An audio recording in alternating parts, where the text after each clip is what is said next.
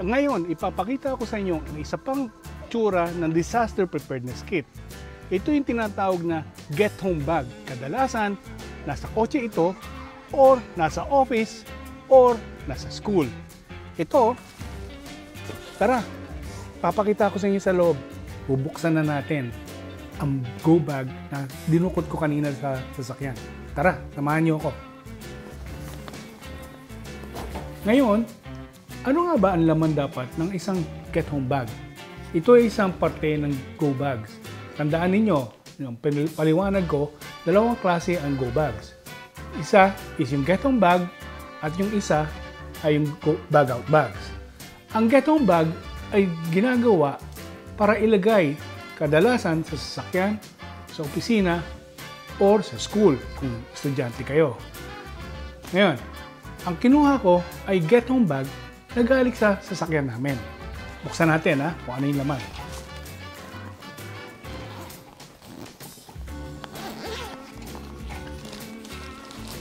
Nakikita ninyo, meron akong sombrero dito sa aking get home bag.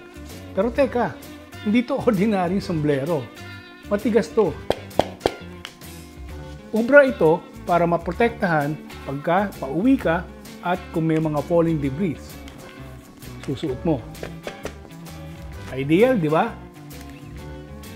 Another content ng get home bag is this. Para sa akin, naglalagay ako parati nito. Ano ito? Personal flotation device. Sorry, hindi ko pwedeng buksan sayang yung plastic. Pero ito yung personal flotation device na maaaring gamitin ninyo pagka, let's say, naka-encounter kayo ng baha. Alam niyo ba nung 2009 sa Ondoy, merong magkasama sa trabaho, isang driver saka isang boss, pinilit nilang umuwi dahil na-stuck sila nung bumaha na. Sa kamalas-malasan naman, wala silang flotation device. Kaya kahit pinilit nilang umuwi, wala silang flotation device, sorry to say, nalunod sila. Kaya importante na merong get home bag at flotation device. Okay? Siyempre, hindi mawawala itong mask. Bakit? Hindi natin masasabi kung kailan magkakaroon ng alikabok, usok, or sabihin na natin pandemic. Kaya ideal na merong mask parati sa get home bag.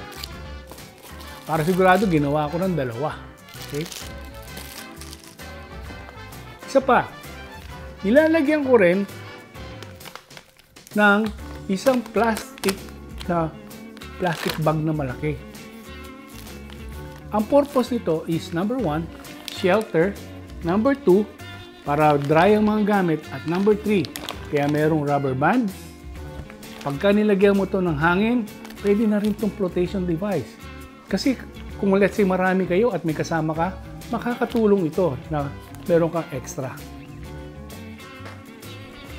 Ayan, buksan natin Ano pa ba ang laman ng get home bag?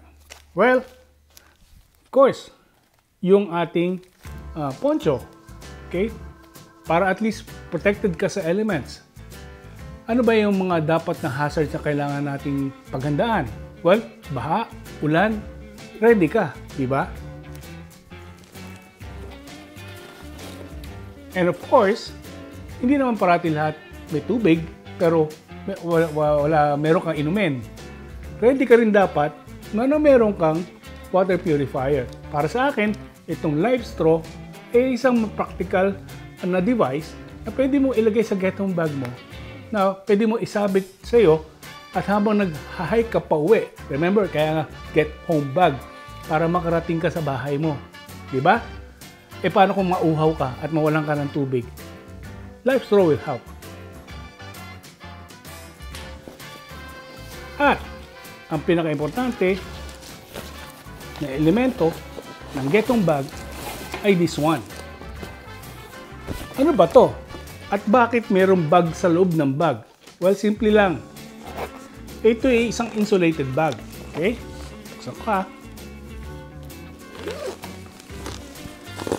Ang purpose ng insulated bag, at ito ay ginamit ko lang sa isang lalagyan ng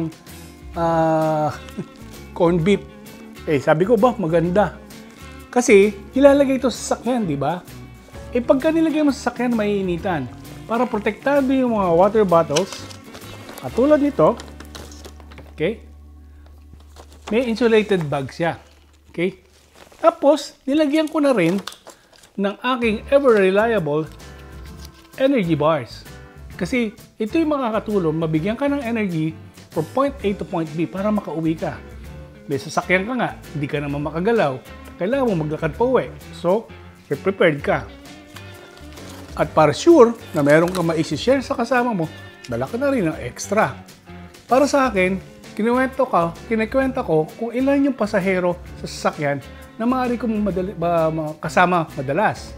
Minsan kasama ko yung wife ko, o mga anak ko, o kaibigan ko. Kaya ideally, nilalagay ko mga 4 na bote para share kami. Just in case maubos at kailangan talaga, meron kami life straw. So, yan. Nilalagay namin sa insulated bag. Plus, as an add-on, dito sa side, okay, nalagyan ko rin ng mga working gloves, just in case, meron ka mga sharp edges na kailangang hawakan, protektado yung kamay mo. And, some mga personal kits, like for instance, extra pamunas, sabon, saka mga special gauze pads, okay, just in case. On top of that, siyempre may kasama ka pa rin everyday carry, may dala ka nun. Okay? So, dala-dala mo rin yon para kamatch ng get home bag mo. Pero sinamahan ko na rin ng additional whistle. Just in case may kasama ka sa sakyan, ito whistle mo. Okay? And of course, hindi mawawala na dapat mayroon kang tickler or pen or pencil at notebook na maliit. Okay? Dinagdag ko na rin itong emergency kit na nabili ko online. Okay, ano ba ang laman nito? Tingnan natin, ha. Okay, may survival kit. Merong gauze pad. Okay, merong flashlight. Meron ding multi-tool. Okay, at may rope. Okay, at of course, may whistle ulit. Saka dry matches. Itong mga bagay na ito ay parating nasa sasakyan ko. Hindi ko hinihiwalay, hindi ko inaalis. And from time to time, I replace the water bottles.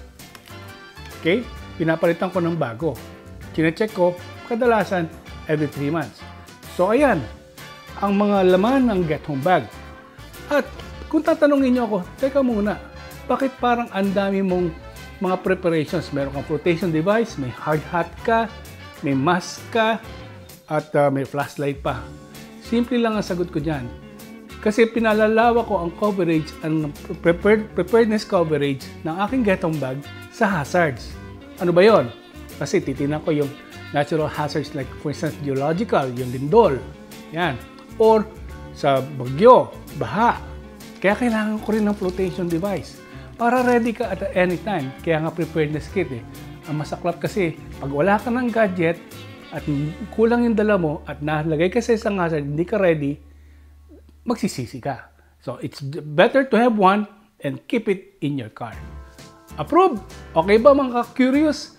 Next time, tuturo ko naman sa inyo kung ano yung difference niyan sa bag of bag. Okay, see you again. Thank you.